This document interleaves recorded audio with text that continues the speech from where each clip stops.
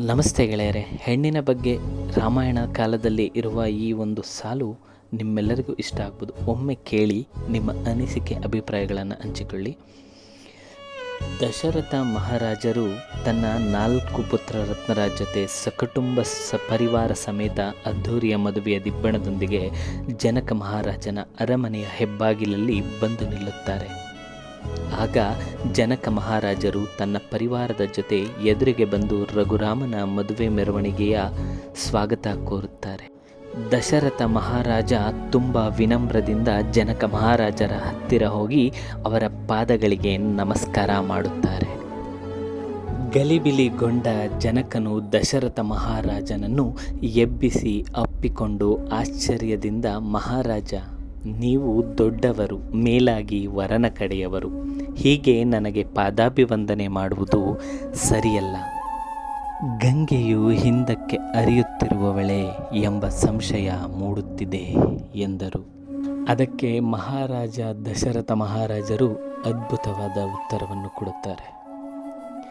ಜನಕರಾಜರೇ, ನೀವು ದಾನ ನೀಡುವವರು, ಇನ್ನು ಸ್ವಲ್ಪ ಹೊತ್ತಿಗೆ ಕನ್ಯಾದಾನ ಮಾಡುತ್ತಿರುವವರು. ನಾನು ಯಾಚಕ, ನಿಮ್ಮಿಂದ ಮಗನಿಗಾಗಿ ಕನ್ಯೆಯನ್ನು ಬೇಡಲು ಬಂದಿರುವವನು. ಈಗ ನೀವೇ ಹೇಳಿರಿ, ದಾನ ಮಾಡುವವನು ದೊಡ್ಡವರೋ ಇಲ್ಲ ದಾನ ಬೇಡುವವರು ದೊಡ್ಡವರೋ? ನಮ್ಮಿಬ್ಬರಲ್ಲಿ ಶ್ರೇಷ್ಠನಾರೆಂದು ನಿಮಗೆ ಗೊತ್ತು ಎಂದರು.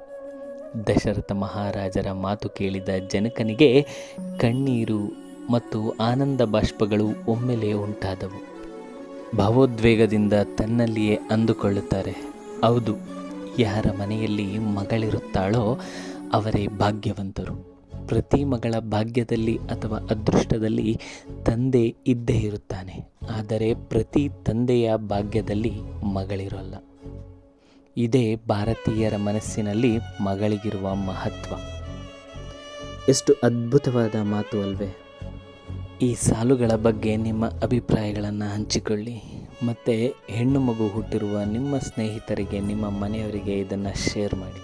ಹರೇ ಕೃಷ್ಣ ಹರೇ ಕೃಷ್ಣ, ಕೃಷ್ಣ ಕೃಷ್ಣ ಹರೇ ಹರೇ, ಹರೇ ರಾಮ ರಾಮ ರಾಮ ಹರೇ ಹರೇ.